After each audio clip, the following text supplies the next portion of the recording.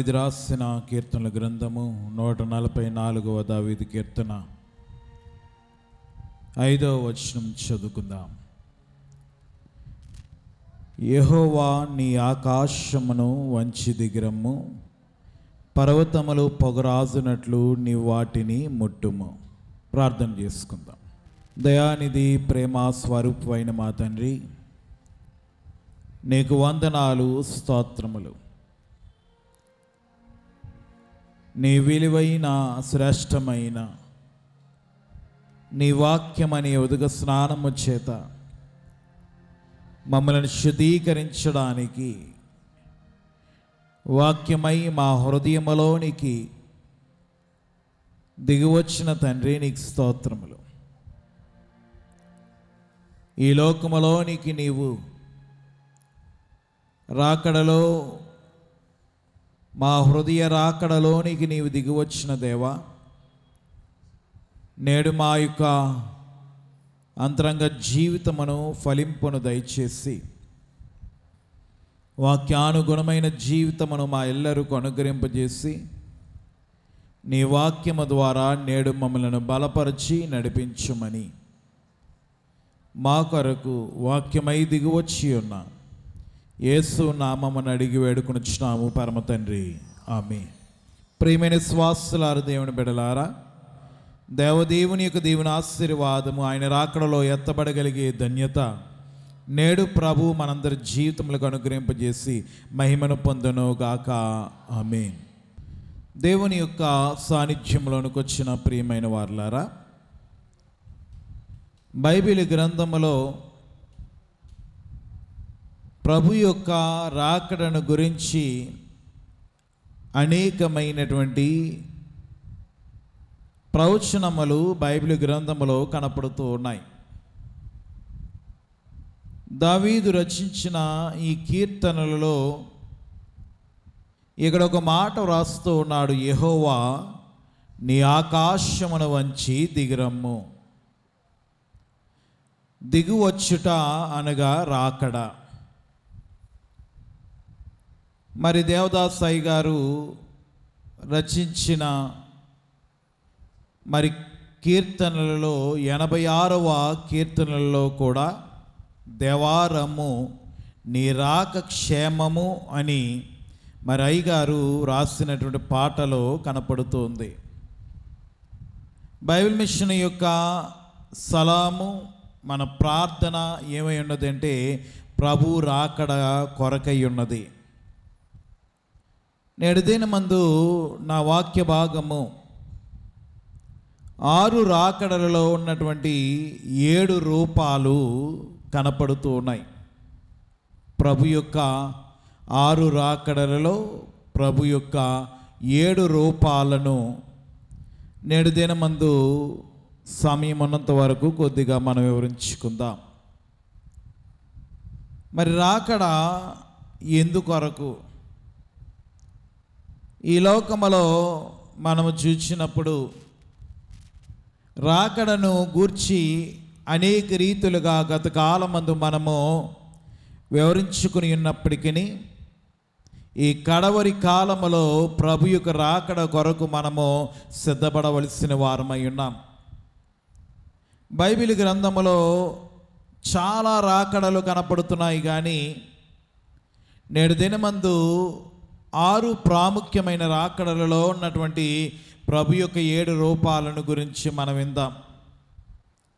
మరి ప్రతి చల్లపూట ఆదాము అవ్వలతో దేవుడు సహవాసము చేయడానికి ఏదేను తోటలోనికి దిగి వచ్చే ప్రతి ఒక్క రాక కూడా రాకడై ఉన్నది.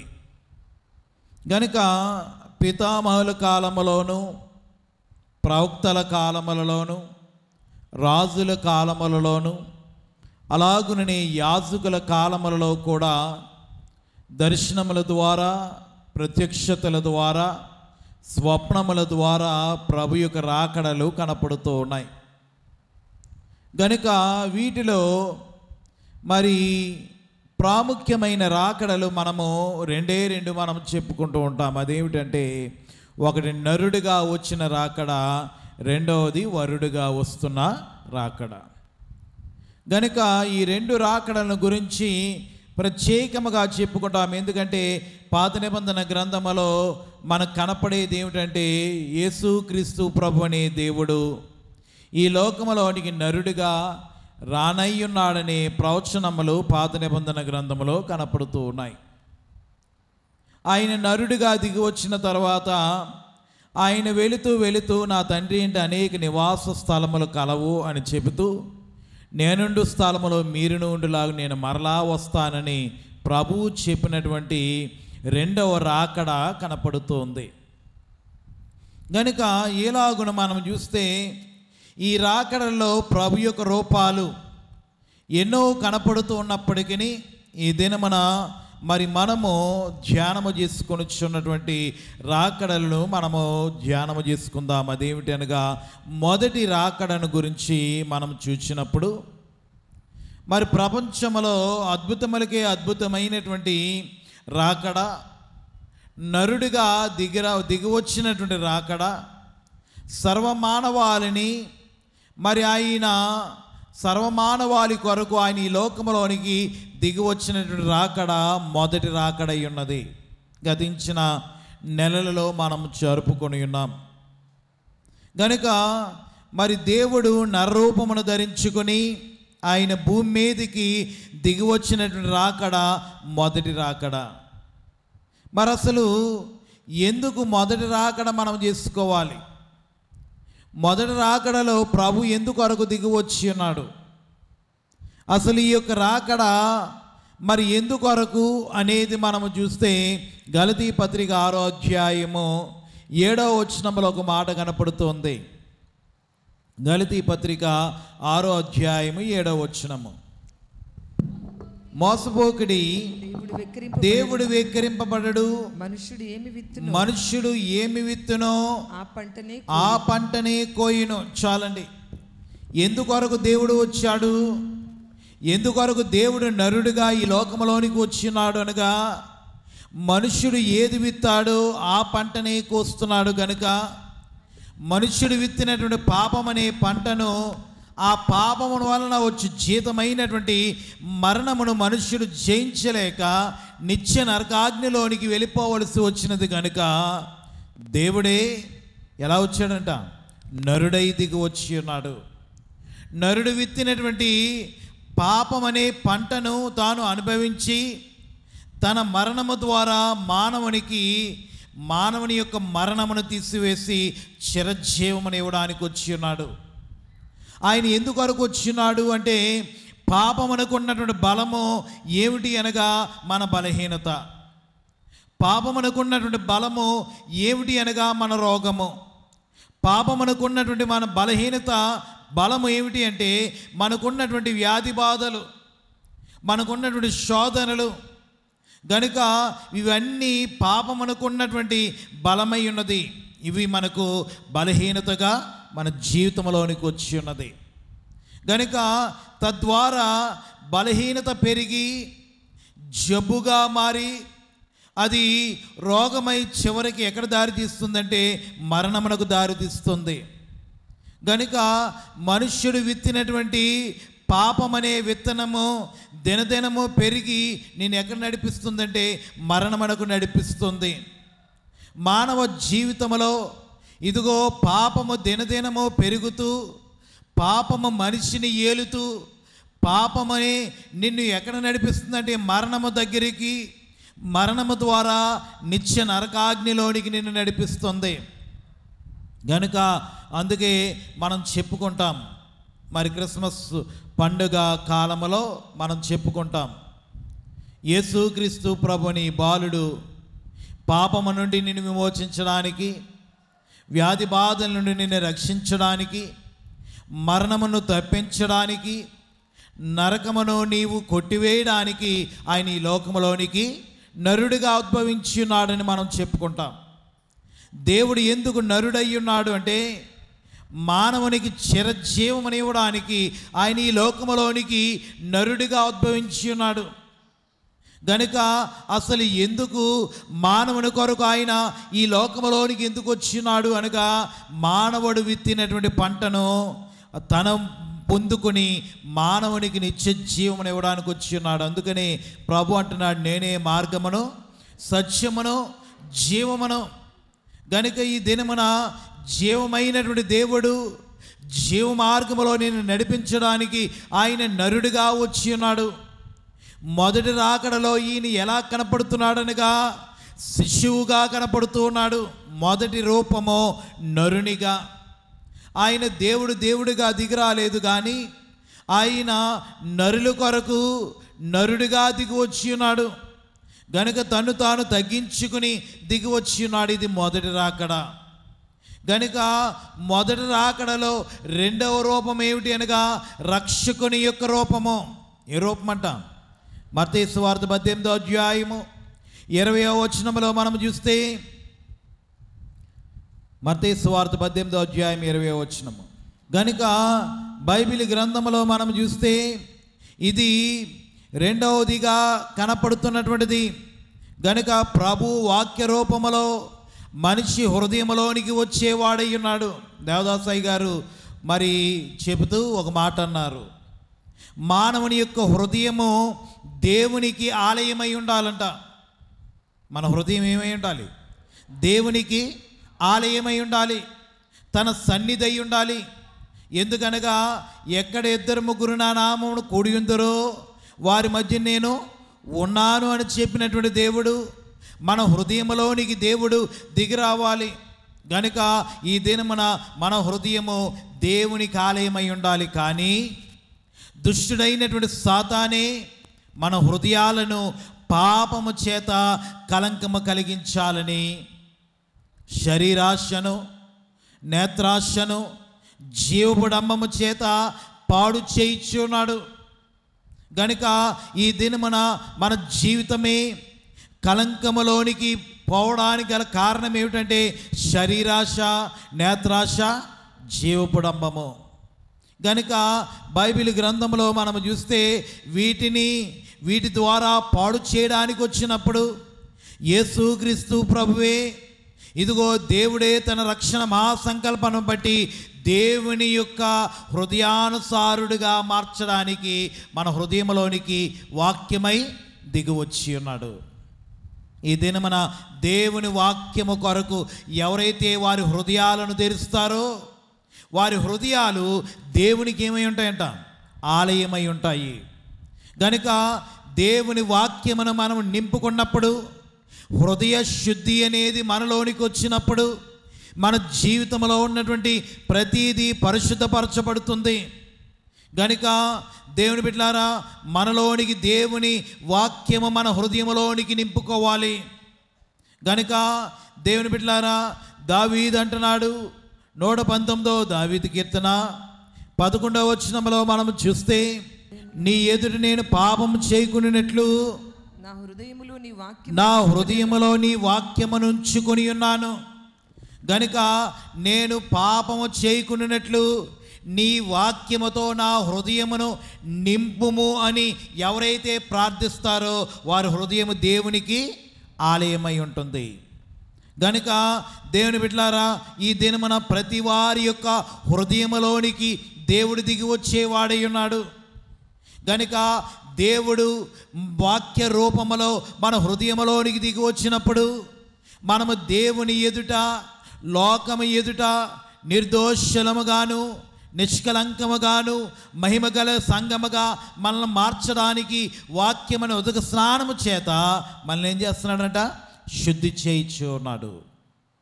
దేవుని బిడ్డలారా, ఈ దినమున మనము మన వ్యాధుల నుండి, బాధల నుండి ఎప్పుడు బాగుపడతాం?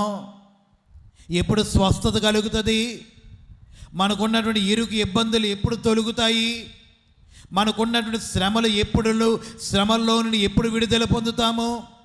మన కోర్టు వ్యాజ్యములతో, ఇదిగో నానా రకములైనటువంటి ఇదిగో లోకములో ఉన్నటువంటి దుర్వ్యసనములతో, లోక సంబంధమైనటువంటి అంధకార శక్తులతో పీడింపబడుతున్న మనలను దేవుడు ఎప్పుడు విడిపిస్తాడంటే దేవుని వాక్యం మన హృదయంలో ఉంచుకొని ఉన్నప్పుడు. దేవుని వాక్యము నీలోనికి రానవ్వకపోతే నీలో ఉన్నటువంటి చెడుకి ఎలా బయటికి పోతుంది? దేవుని వాక్యము నీవు నింపుకోకపోతే, దేవుని కార్యాలు నీ జీవితంలో ఎలాగున జరుగుతాయి? దేవుని వాక్యము చేత నీవు పట్టబడకపోతే నీకున్నటువంటి లోటును ఎలాగున నీవు తీర్చుకోగలవు? ఈ దినమన దేవుని సన్నిధిలోనికి వచ్చిన వారలారా, దేవుని యొక్క సన్నిధిలో దేవునికి మొరపెట్టినంత మాత్రాన వాటి నుండి మనం విడుదల పొందలేము. వాక్యం అయి ఉన్నటువంటి దేవునిని మన హృదయంలోనికి తెచ్చుకోవాలి. అందుకే అంటున్నాడు కదా, ఆది యందు వాక్యం ఉండెను, వాక్యము దేవుని యొద్ద ఉండెను, ఆ వాక్యమే దేవుడై ఉండెను. గనుక మనలోనికి ఏమి నింపుకోవాలంటే దేవుని యొక్క వాక్యముని నింపుకోవాలి. అయ్యగారు అన్నారు, ఎవరి హృదయంలోనికి దేవుని వాక్యం వస్తుందో వారి హృదయంలోనికి హృదయ రాకడ ద్వారా ప్రభు దిగి వచ్చేవాడై ఉన్నాడు. ఏ రాకడ? హృదయ రాకడ, మనలోనికి దిగి వచ్చే రాకడ. నేను చెప్పే 6 రాకడలు ఈ మాట లేదు. కనుక మొదటి రాకడ నరుని యొక్క రాకడ. ఇదిగో ఆయన ఎలా వచ్చాడనగా శిశువుగా వచ్చిన రాకడ. రెండవదిగా ఆయన రూపం ఎలా కనపడుతుందంటే రక్షకుని యొక్క రూపము, విమోచకుడైనటువంటి రూపము కనపడుతుంది. కనుక రక్షకుడు అనగా నీ కలిగిన ప్రతి బంధకములో నుండి విమోచించి నిన్ను రక్షించేవాడు. విడుదల పొందకుండా మనం రక్షణ పొందలేము. దేవుని బిడ్డలారా, నమ్మి బాప్తిసం పొందువాడు రక్షింపబడునని రాయబడింది. ఈ దినమని నీవు సంపూర్ణముగా దేవుని మీద నమ్మిక ఉంచినప్పుడు, దేవుని యందు నమ్మిక కలిగినప్పుడు, ఆ నమ్మికను బట్టి ప్రభు నిన్ను రక్షించేవాడై ఉన్నాడు. గనుక దేవుని బిడ్డలారా, ఈ దినమన మనము పాపము చేయకున్నట్లు దేవుని వాక్యమును మనం హృదయంలో ఉంచుకోవాలి.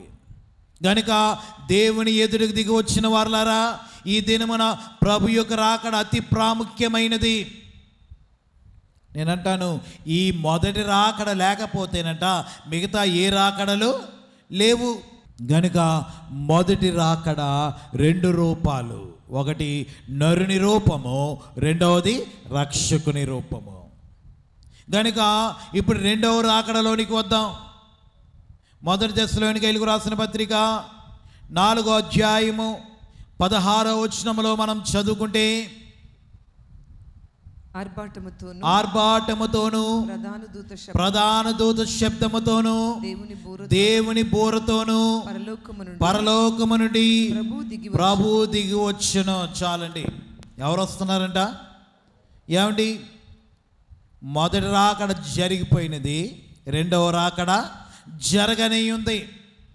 ఏమిటి రాకడ అనగా, ప్రభు రాకడలలో నేటి కాలమందు క్రైస్తవ విశ్వాసులైన వారికి అతి ప్రాముఖ్యమైనటువంటి రాకడ ఏమిటంటే ఈ 2వ రాకడ. గనుక దేవుడు సృష్టిని నిర్మించుటకు, మానవుని సృజించడానికి గల కారణం ఏమిటంటే దేవుడు మనలను తన కొరకు ఒక కుటుంబాన్ని ఏర్పాటు చేసుకోవాలనుకున్నాడంట. ఎవరి కొరకు కుటుంబము?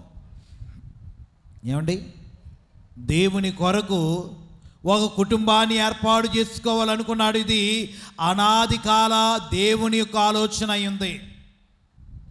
గనుక అనాది కాల దేవుని యొక్క ఆలోచన అయ్యున్నది. గనుక వారవలైనటువంటి సాతాను దేవుడు తన కుటుంబమును ఏర్పాటు చేసుకొని ఆదాములో నుండి అవ్వను చేసి, అవ్వను ఆదామును కలిపి ఇదిగో వారితో మరి సహవాసము చేస్తూ ఒక కుటుంబముగా ఉన్నటువంటి ఆ కుటుంబాన్ని పాడు చేయడానికి ఎవరు వచ్చారంట?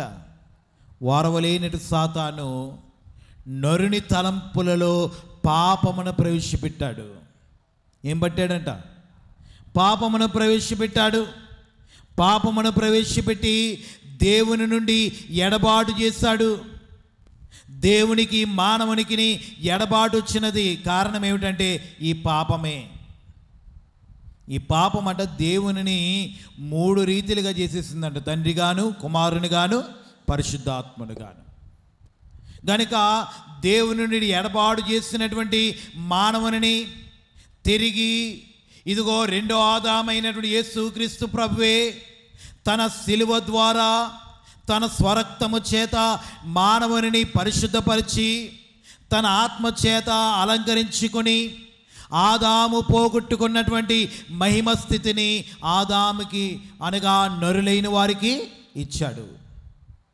మొదట ఆదామే దేవుడిచ్చిన మహిమ స్థితిని పోగొట్టుకుంటే, రెండవ ఆదామైన యేసుక్రీస్తు ప్రభువే తన స్వరక్తము ద్వారా మానవుడు పోగొట్టుకున్నటువంటి ఆ మహిమ స్థితిని తిరిగి ఇచ్చివేశాడు. దేవుని బిడ్డలారా, మహిమ స్థితినిచ్చి మానవుని సిద్ధపరిచి మధ్యాకాశమునకు ఇదిగో ప్రభువే దిగివచ్చి ఆకర్షించుకునే రాకడ. ఏ రాకడ? రెండవ రాకడ. గనుక యెహోవా ఆకాశం వంచి దిగిరమ్ము. మధ్యాకాశములోనికి ప్రభు రాగానే ప్రభు మధ్యాకాశములో మహిమ మేఘములో మనందరినీ ఆకర్షించుకుంటున్నాడంట. నన్ను ఆకర్షించుము, మేము నీ యొద్దకు పరిగెత్తి వెళ్ళేదము. గనుక పరిగెత్తి వచ్చేదమని చెప్తున్నాడు. గనుక దేవుని బిడ్డలారా, ఈ దినమున మనలను వధువుగా అలంకరించి ఇదిగో మనలను ఐక్యపరిచి ఆయన మహిమ మేఘములోనికి దిగి వచ్చి మనలందరిని ఆకర్షిస్తూ ఉన్నాడు. మహిమ స్థితినిచ్చాడు. ఎందుకొరకు? మహిమ మేఘములోనికి ఎత్తబడడానికి. మహిమ మేఘములోనికి వచ్చాడు. ఎందుకొరకంటే మహిమ సింహాసనం మీద కూర్చుండబెట్టడానికి. నేనుండు స్థలములో మీరును ఉండులాగనా అని ఎందుకు పలుకుచున్నాడంటే, ఈ యొక్క మహిమ మేఘములో మనలను కూర్చోబెట్టి మహిమ సింహాసనం మీద మనలను కూర్చోబెట్టడానికి. దేవుని బిడ్డలారా, ఈ రాకడే సిద్ధపడిన వారికి తప్ప సిద్ధపడని వారికి తెలియదు. వారు వెళ్ళిపోయిన తర్వాత తెలుస్తుంది. కానీ ప్రభు యొక్క రాకడ సిద్ధపడిన వారికి తప్ప సిద్ధపడని వారికి తెలియదు. గనుక దేవుని బిడ్డలారా, ఈ రెండవ రాకడ ఎందుకొరకొనగా శాశ్వత కాలము ఇదిగో దేవునితో కలిసి జీవవృక్ష ఫలాలను భుజించుట కొరకు, జీవజలముల యొక్క అనుభవమును పొందుకొనుట కొరకు, మహామహిమతో మహోన్నతుడైనటువంటి దేవునితో చిరకాలము జీవించే అనుభవం నీకు ఇవ్వడానికి ఈ రెండవ రాకడలో ప్రభు వస్తూ ఉన్నాడు. దేవుని బిడ్డలారా, ఈ దినమున రాకడలో ఎత్తబడాలని కోరుకుంటే సరిపోదు. ఏముండాలి? ఏమండి? సిద్ధబాటు అనేది ఉండాలి. దేవుని బిడ్డలారా, రక్షణ ఒకటి ఉంటే సరిపోదు. రక్షణ ద్వారా అనుదినముని పాపములను కడిగి వేసుకొని ప్రభు యొక్క రాకడ కొరకు, పెళ్లి కుమారుడైన ప్రభు కొరకు పెళ్లి కుమార్తె ఎలాగున అలంకరించుకుంటుందో అలాగుననే అలంకరించుకొని నీవు సిద్ధపడాలి. దేవుని బిడ్డలారా, మరి ఏ రీతిగా అలంకరించుకోవాలి? దేవుని బిడ్డలారా, దేవుని సన్నిధిలోనికి వచ్చిన వారులారా, బైబిల్ గ్రంథంలో ఇదిగో ప్రభు చెప్తూ ఉన్నారు తప్పిపోయిన కుమారుని యొక్క చరిత్ర. తప్పిపోయిన కుమారుడు తిరిగి వచ్చినప్పుడు విందులో ఉన్నటువంటి ఇదిగో తండ్రి విందుని విడిచిపెట్టి పరిగెత్తుకొని వచ్చి ఇదిగో కౌగిలించుకుని ముద్దు పెట్టుకుని చేర్చుకున్నాడు. పాపినేని నిన్ను కూడా ఈ దినమున నీవు నీ పాపములను ప్రభు ఎదుట ఒప్పుకొని ఉన్నప్పుడు తప్పిపోయిన కుమారుని వలె మరి ప్రభువే నిన్ను ఎదుర్కొని తన రక్షణ ద్వారా ఇదిగో నిన్ను ముద్దు పెట్టుకుంటున్నాడు. నిన్ను తన యొక్క సన్నిధిలోనికి చేర్చుకుంటున్నాడు. దేవుని బిడ్డలారా, విందులోనికి తీసుకుని వెళ్ళిపోలేదు. ఏం చేశాడనగా ఇదిగో తండ్రి అంటున్నాడు పనివారితో, ఇదిగో ఇతను స్నానము చేయించి ప్రశస్తమైన వస్త్రాలు తొడిగించి పాదరక్షలు తొడిగించి ఉంగరములు పెట్టి అప్పుడు తీసుకురమ్మంటున్నాడు. ఎక్కడికి? విందులోనికి. దేవుని బిడ్డలారా, ఈ దినమున మనము పోగొట్టుకున్న మహిమ వస్త్రాలను మనం ధరించుకోవాలి. ఎప్పుడు అంటే రక్షణ అనే స్నానము చేసిన తర్వాత. గనుక ఇదిగో దేవుని యొక్క రూపమనే లక్షణములను మనం అద్దుకోవాలి. ఆయన లక్షణాలని, ఆయన రూపమనే జోడును మనం తొడుక్కొని ఆయన యొక్క మరి అర్హత అనగా ఆయన యొక్క నామదారులమై మనము సిద్ధపడినటువంటి పెండ్లి కుమార్తె వలె అర్హత పొందుకొని మనం ఎక్కడ చేరాలి? ఆయన విందులోనికి చేరాలి. దేవుని బిడ్డలారా, ఈ యొక్క రాకడ అతి సామాన్యమైనది కాదు, బహుశ్రేష్టమైన రాకడ. గనుక మొదటిగా నరుని యొక్క రాకడ, రెండవదిగా వరుని యొక్క రాకడ. గనుక ఈ రాకడలో ఎత్తబడే వారిని గూర్చి అయ్యగారు చెప్తూ 100 పంట అంట. ఎన్నంతలు? మనం 30 కాదు, 60 కాదు, మనం ఎవరము? 100 పంట. గనుక దేవుని బిడ్డలారా, ఈ రెండవ రాకడ మరి నరుడిగా వచ్చినటువంటి రాకడే కాదు, వరుడిగా వస్తున్నటువంటి రాకడ. గనుక మూడవదిగా మనం చూస్తే పరిగి ఏరుకునే రాకడ. గనుక పరిగి ఎప్పుడు ఏరుతారు? ఏమైనా కోత అయిపోయిన తర్వాత మిగిలి ఉన్నటువంటి గింజలను ఏరుకుంటారు. గనుక రాకడ అనంతరమున 7 ఏండ్ల శ్రమలలో, ఇదిగో 7 ఏండ్లు శ్రమలు పొందుతున్నప్పుడు, ఇదిగో ప్రభువు కొరకు ఎదురు చూచిన వారు, మిగిలి రాకడలో ఎత్తబడినటువంటి మరి వారే వెళ్ళిపోయిన తర్వాత మిగిలి ఉన్నటువంటి క్రీస్తుని ధరించుకున్నటువంటి క్రైస్తవులైనటువంటి వారి యొక్క రాకడ. గనుక దేవుని బిడ్డలారా, 7 ఏండ్ల శ్రమ కాలములో సాతాను వాడి యొక్క త్రిత్వము, ఎవరు? ఏమండి? దేవునికి త్రిత్వం ఉంది, సాతాను కూడా త్రిత్వం ఏర్పరచుకొని ఉన్నాడు. ఎవరనగా అపవాది, అంత్యక్రీస్తు, అబద్ధ ప్రవక్త, ఈ 3 త్రిత్వము. గనుక వాయుమండల లోకములో ఉన్నటువంటి వీరు మికాయేలు ద్వారా ఇదిగో వాయుమండల లోకములో నుండి త్రోసివేయబడినప్పుడు వారు తన యొక్క శక్తిని బట్టి భూమిని వశపరుచుకొని ఉన్నారు. దేవుని బిడ్డలారా, మరి భూమి మీద నరులైన వారిని తన పాప క్రియల చేత వారు ఆకర్షించుకుంటారంట. గనుక ఇదిగో పాప క్రియల ద్వారా ఆకర్షించుకొని ప్రభుని ఎరిగిన వారిని మిక్కిలి బాధ పెడతారంట వారు. నేనంటాను, అపవాదే కాదు, మిగిలి ఉన్న వారికి ప్రభువు కూడా బాధ పెట్టేవారై ఉన్నారు. ఎందుకనగా మరి భూమి మీద ఉన్నటువంటి వారిని దేవుడు కూడా 21 తెగుళ్ళ చేత దేవుడు వారిని బాధిస్తాడు. 7 ముద్రలు, 7 బూరలు, 7 పాత్రలు, మొత్తం కలిపి 21 తెగుళ్ళు. గనుక భూమి అల్లకల్లోలమైపోతుంది. ఆ యొక్క సమయంలో ఇశ్రాయేలు గోత్రములో 12 గోత్రములో నుండి 140,000 మంది, వారితో పాటు అన్యులైనటువంటి అనేకులైన వారు మార్పు చెంది ప్రభు కొరకు వారు ఎదురు చూచినప్పుడు వారిని రక్షించడానికి ప్రభు 7 ఏండ్ల విందులో నుండి తన కాలు ఒలీవ కొండ మీద మోపి వారిని కొండలో భద్రపరిచి వారిని ఇదిగో తీసుకుని వెళతారు. ఇది పరిగి ఏరుకునే రాకడ. గనుక మరి సాతాను యొక్క శ్రమలను సహించుకొని ప్రభుని వారే ప్రభు తట్టుకు తిరిగి ప్రభుని వేడుకొనగా వారిని రక్షించడానికి దిగి వచ్చినటువంటి రాకడే ఈ యొక్క పరిగి ఏరుకునే రాకడ. అయ్యగారు అన్నారు, వీరినంట రక్షితుల మోక్షంలోనికి చేర్చుకొనుట కొరకు పెళ్లి కుమార్తెకు తెలియకుండా ప్రభు దిగి వస్తారంట. దేవుని బిడ్డలారా, ఈ దినమున పెళ్లి కుమార్తె ఎత్తబడినటువంటి రెండవ రాకడ ఎత్తబడినటువంటిది 100 పంట అయితే వీరు 60 పంట.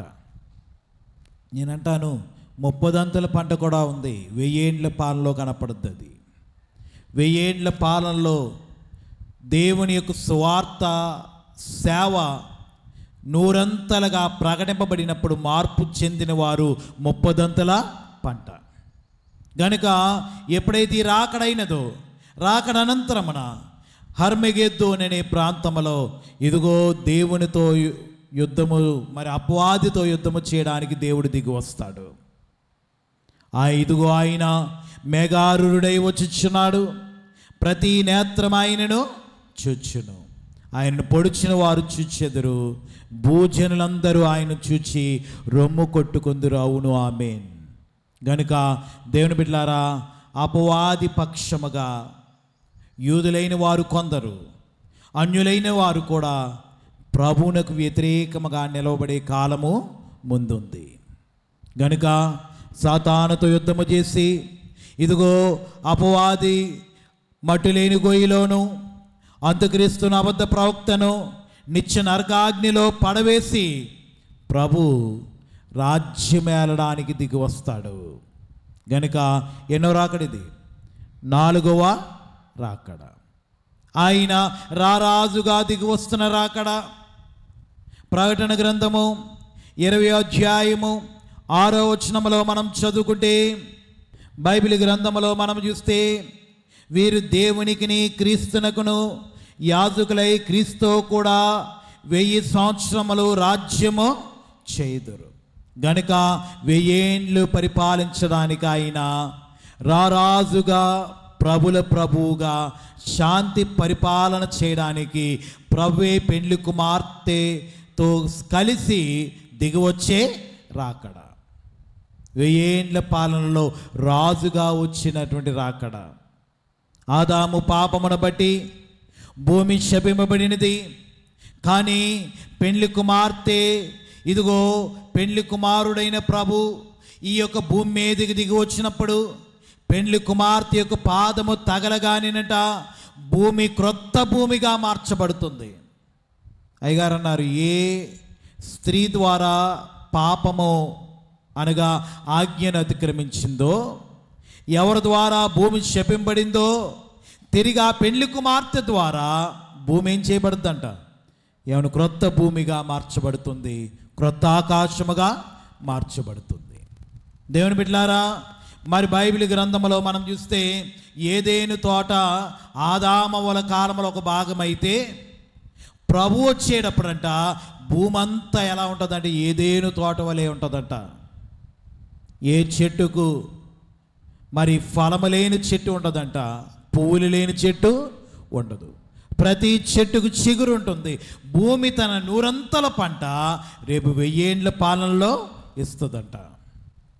దేవుని బిడ్డలారా, బైబిల్ గ్రంథంలో మనం చూస్తే భూమంతటిని పాపరహితముగా భూమిని శుద్ధీకరించి ఆయనే స్వయముగా భూమి మీదకి దిగి వచ్చి 1000 ఏండ్లు రాజ్య పరిపాలన చేస్తాడు. ప్రభు పరలోకములోను భూలోకములోను అధికారమును చేస్తాడు, రాజ్యమును పరిపాలిస్తాడు. గనుక ఆ రాజ్యములో క్రూరత్వము కానీ హాని కానీ ఎలాంటి కీడు లేనటువంటి అనుభవం భూమి మీద మనకు కనపడుద్ది. దేవుని బిడ్డలారా, ఈ దినమున మన జీవితంలో దేవుని సన్నిధిలో మనం సిద్ధపడి దేవుని వారసులమైతే దేవుడు మనకు కూడా రాజ్య పరిపాలన చేసే అధికారాన్ని దేవుడు మనకు ఇస్తూ ఉన్నాడు. మత్తయి సువార్త 5:5లో కనపడుతుంది, సాత్వికులు ధన్యులు, వారు భూలోకమును స్వతంత్రించుకొందరు. గనుక వారు మరి ఏలుదురని రాయబడి ఉంది. గనుక వారు భూమి మీద మరి క్రీస్తుతో పాటు 1000 ఏండ్లు రాజ్యము చేయుదురు అని వ్రాయబడి ఉంది. గనుక దేవుని బిడ్డలారా, ఈ దినమున మన జీవితంలో ఇదిగో దేవుడు శ్రేష్టమైనటువంటి స్థితిని మనకు అనుగ్రహించేవాడై ఉన్నాడు. ఆ 1000 ఏండ్ల పాలనలోనంట ప్రభువే స్వయముగా నూతన యెరూషలేములో ప్రధాన యాజకుడుగా మరి ఆరాధిస్తాడంట. మనం ఎగిరి వెళ్ళి ఆరాధనలో మనం పాల్గొంటాము. అప్పుడు చూస్తామంట అసలైనటువంటి ప్రధాన యాజకుని. ప్రధాన యాజకుడిగా ప్రభు తనను తాను ప్రత్యక్షపరుచుకుంటాడు. రాజుగాను యాజకునిగాను ప్రభు కనపడతారంట అక్కడ.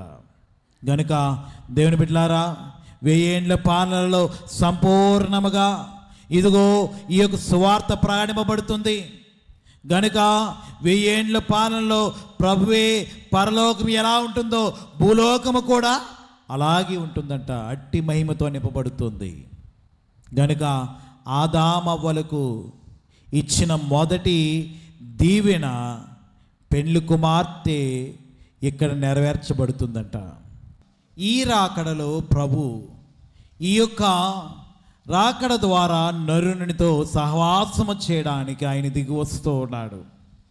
మొదటి రాకడ నరుని యొక్క రాకడ, రెండవ రూపము రక్షకుని యొక్క రూపము, మూడవ రూపము వరుడైనటువంటి రాకడ, వరుని యొక్క రూపము రెండవ రాకడ, మూడవ రాకడ పరిగి ఏరుకునే రాకడ, నాలుగవదిగా రారాజుగా 1000 ఏండ్ల పరిపాలనలో దిగి వచ్చే రాకడ. ఐదవదిగా మనం చూస్తే యుద్ధ శూరుని రాకడ. ఏ రాకడంట? యుద్ధ శూరుడైనటువంటి రాకడ. ఆరవ రూపము యుద్ధ శూరుడిగా ప్రభు దిగి వస్తూ ఉన్నాడు. గనుక దేవుని బిడ్డలారా, ఆయన యుద్ధము చేయడానికి, ఇదిగో అపవాదితో యుద్ధము చేయడానికి ఆయన దిగి వస్తున్నాడు. ఆయనే ఇదిగో ఆయన యొక్క ఆయుధం ఏమై ఉన్నది అంటే ఆయన యొక్క నోటి మాటే, మరి మాటనే ఖడ్గము చేత ఆయన యుద్ధము చేస్తూ ఉన్నాడు.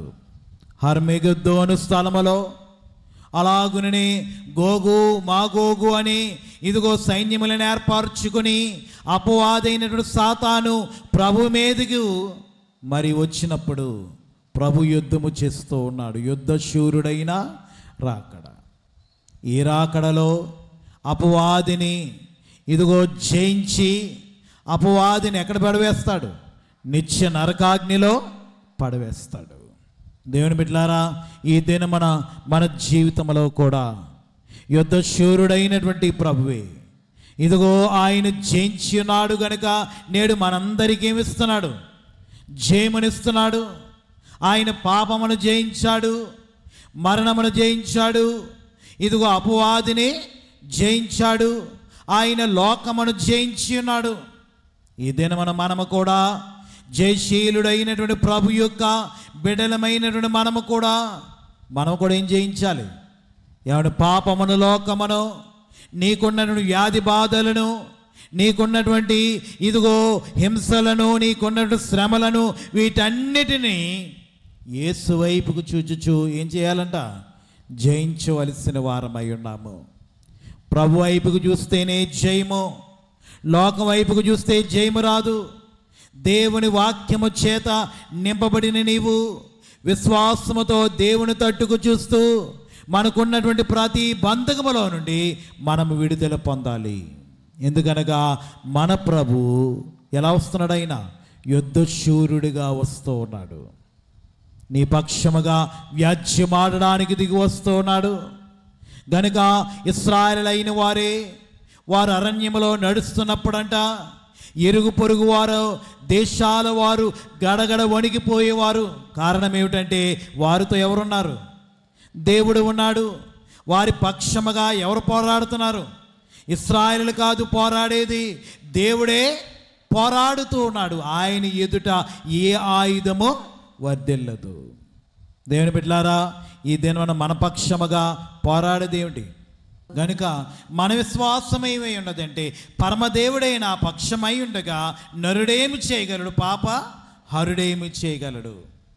ఈ లోకములో మనలను ఇదిగో మరి సమస్తమును మనలను బలపరిచే ప్రభు, సమస్తమును జయించినటువంటి దేవుడు, జయశీలుడైనటువంటి ప్రభువే మన పక్షమై ఉండగా ఈ లోకం మనల్ని ఏమైనా చేయగలదా? నీకున్న వ్యాధి బాధలు చేయగలవా? చివరికి నీ మరణమైన ఏమైనా చేయగలదా? ఏది చేయలేదు. గనుక దేవుని పక్షముగా నీ ఉండవలసిన వాడవై ఉన్నావు. గనుక ఆయన నీ పక్షముగా వ్యాజ్యమాడేవాడై ఉన్నాడు. గనుక యుద్ధశూరుడైనటువంటి ఇదిగో ప్రభువే మన కొరకు ఏం చేస్తున్నాడు?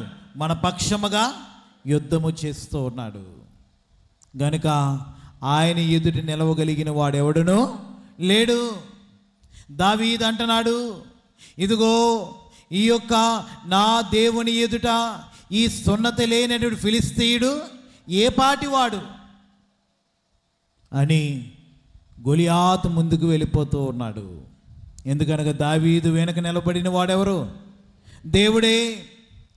దావీదు పక్షముగా పోరాడిన వాడెవరు? దేవుడే.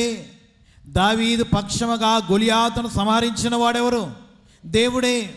దేవుని బిడ్డలారా, ఈ దినమన దేవుడు మన పక్షముగా ఉన్నప్పుడు మనకున్నటువంటి వ్యాధి బాధలు, ఇరుకు ఇబ్బందులు, శోధనలు, నీకున్న సమస్తము మరి దేవుని ఎదుట నిలవజాలవు గనుక జీవాధిపతి ముందు మరణము ఎలాగున నిలవజాలలేకపోయిందో, ఇదిగో జీవాధిపతి అయినటువంటి దేవుడే, యుద్ధశూరుడైనటువంటి ప్రభువే ఆయన మన పక్షముగా వ్యాజ్యమాడుతూ ఉన్నాడు.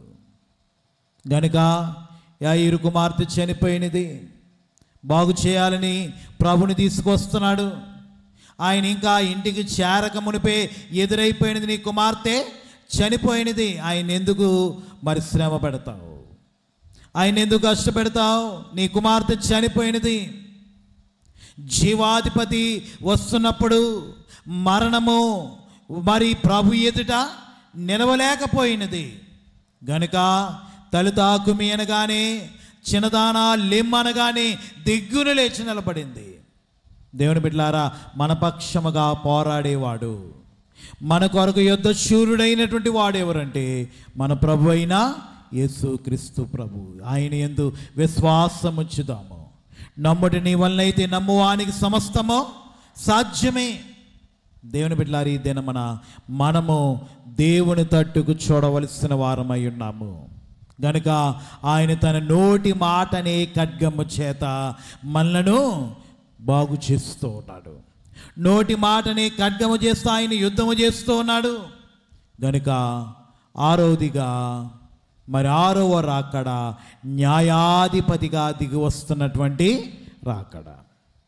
ప్రకటన గ్రంథం 20వ అధ్యాయము 11వ వచనములో మనం చదువుకుంటే, మరియు ధవలమైన మహాసింహాసనమును దాని యందు ఆసీనుడయ్యున్న యొక్కనిని చూచితిని.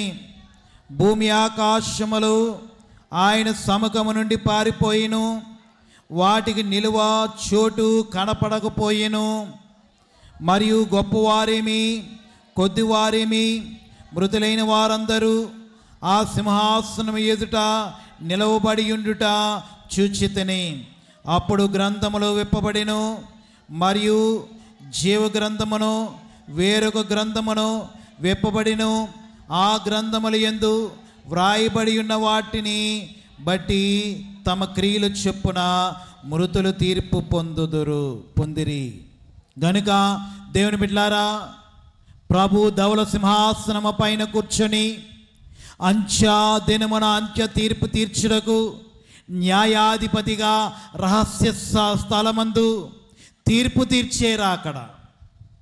రహస్య స్థలమందు తీర్పు తీర్చే రాకడ. 7వ రూపము న్యాయాధిపతిగా కనపడుతున్న రూపము. గనుక దేవుని బిడ్డలారా, ఈ యొక్క 6వ రాకడలో ప్రభువే న్యాయాధిపతిగా కనపడుతున్నాడు. న్యాయాధిపతి అయినటువంటి క్రీస్తు ఒక్కడే, ఎవ్వరూ లేకుండా తీర్పు తీర్చే రాకడ. దేవుని బిడ్డలారా, దేవుని సన్నిధిలోనికి వచ్చిన వారులారా, ఈ దినమన మనము మరి మేలు చేసిన వారు జీవ పునరుత్థానమునకును, కీడు చేసిన వారు తీర్పు పునరుత్థానమునకు వచ్చేదరని ఎలాగునూ రాయబడి ఉందో, ఇక్కడ తీర్పు తీర్చడానికి ప్రభు ధవల సింహాసనం పైన న్యాయాధిపతిగా కూర్చున్నాడు. గనుక దేవుని బిడ్డలారా, సంపూర్ణముగా అసలైనటువంటి న్యాయమును జరిగించే న్యాయాధిపతిగా ప్రభు ఆసీనులై ఉన్నారు. గనుక ఎన్ని రాకడలు చెప్పుకున్నాం? 6 రాకడలు. ఎన్ని రూపాలు? 7 రూపాలు. గనుక దేవుని బిడ్డలారా, ఆయన యొక్క మరి సన్నిధిలోనికి వచ్చిన వారులారా, ఆ పెండ్లి కుమార్తెతో కలిసి ప్రభు శాశ్వత కాలము జీవించడానికి అన్నీ ఆయన ప్రభావాలనే జరుగును. గనుక ఆయన శాశ్వత కాలము ప్రభు మనతో జీవించేవాడై ఉన్నాడు. ఎందుకు ఈ యొక్క 6 రాకడలు అంటే, ఈ 6 ప్రాముఖ్యమైన రాకడ అనుభవాలను తెలుసుకొనుటను బట్టి మన భావ జీవితము మనకు స్పష్టముగా అర్థమై మనము 2వ రాకడ కొరకు మనము సిద్ధపడవలసిన వారమై ఉన్నాము. కనుక ఇప్పటికీ ఎన్ని రాకడలైనాయి? ఏమండి, మొదటి రాకడ ఒకటే అయ్యింది. మన ఎదురు ఇంకెన్ని ఉన్నాయి? 5 రాకడలు కనపడుతున్నాయి. కనుక దేవుని బిడ్డలారా, ఈ రాకడ అనుభవంలోనికి వెళ్ళాలి అంటే మనము ఆ అంతస్తులోనికి రావాలి అంటే 100 పంట అనబడినటువంటి అంతస్తులోనికి రావాలి. కనుక దేవుని బిడ్డలారా, ఈ దినమున 100 పంట కలిగిన వారమై దేవుని యందు విశ్వాస హృదయముతో నిరీక్షణ కలిగి ఇదిగో ప్రభు సన్నిధిలో సిద్ధపడినప్పుడు మనము ఏమని చెప్పాలి అంటే, యెహోవా నీ ఆకాశము వంచి దిగురమ్ము. దేవుని బిడ్డలారా, ఈ దినమున మన జీవితంలో అలాగున ప్రభు రాకడ కొరకు సిద్ధపడి విశ్వాసములో స్థిరులమై భక్తి జీవితంలో బలపడి ఆయన యొక్క రాకడలో ఎత్తబడగలిగే ధన్యకరమైన స్థితిని మనం పొందుకునే వారమై ఉండాలి. ఈ దినమున అద్భుత కార్యములను, ఆశ్చర్య కార్యములను మన జీవితంలో పొందడానికి వచ్చిన వారులారా, ప్రభు యందు సంపూర్ణమైన విశ్వాసముతో మనం పొందుకుందాము. ప్రభు ఈ దినమున మనను స్వస్థపరచడానికి స్వస్థతకరుడుగా, అద్భుతకరుడుగా ఆయన దిగివచ్చిన రాకడ. మరి ప్రతి స్వస్థతా దినమందు ఆయన అద్భుతాలు చేయగలిగినటువంటి ఘనమైన స్వస్థతాకారుడుగా ఆయన మన మధ్యకు దిగివచ్చి ఉన్నాడు. కనుక నేను స్వస్థపరిచే యెహోవాను నేనే. ఈ దినమున ఆయన మనలను స్వస్థపరచడానికి దిగివచ్చి ఉన్నాడు. కనుక ఈ రాకడలో ప్రభు యందు విశ్వాసం ఉంచి ప్రభు సన్నిధిలో ఉన్నటువంటి మనము మన పాపములను కడిగి వేసుకొని, మన దోషములను దిద్దు వేసుకొని, పరిశుద్ధపరచుకొని ఆయన యొక్క అందించే స్వస్థతను పొందుకొని స్వస్థపడగలిగే ధన్యత నేడు ప్రభు మనందరి జీవితములకు అనుగ్రహింపజేసి మహిమను పొందనుగాక. మోకరించుకుందాము. దయానిధివైన మా తండ్రి, నీకు వందనాలు, స్తోత్రములు. ఇంతవరకు 6 రాకడలలో ఉన్న 7 రూపములను మాకు చూపించి నీకు రాకడ కొరకు మమ్మల్ని సిద్ధపరిచిన తండ్రి, నీకు స్తోత్రములు. నేడు దినమందు మేము నీ పాద సన్నిధిలో కూడుకొని ఉండగా మమ్మల్ని స్వస్థపరచడానికి, బాగు చేయడానికి, మమ్మల్ని లేవనెత్తడానికి, మా బంధువులను మోచంప చేయడానికి మా మధ్యకు దిగి వచ్చిన తండ్రి, నీకు స్తోత్రములు. దేవుని వాక్యము మా హృదయంలో ఫలింపును దయచేసి, వాక్యము మా జీవితంలో ఫలింపు జీవితమును మాకు అనుగ్రహింపజేసి, నీ రాకడకు ఆయత్తపడగలిగే సిద్ధబాటును మా ఎల్లరికూ అనుగ్రహింపజేసి మమ్మల్ని బలపరచమని 2వ రాకడలో వరుడుగా దిగరాని ఉన్న యేసు నామమును అడిగి వేడుకొనుచున్నాము పరమ తండ్రి, ఆమేన్.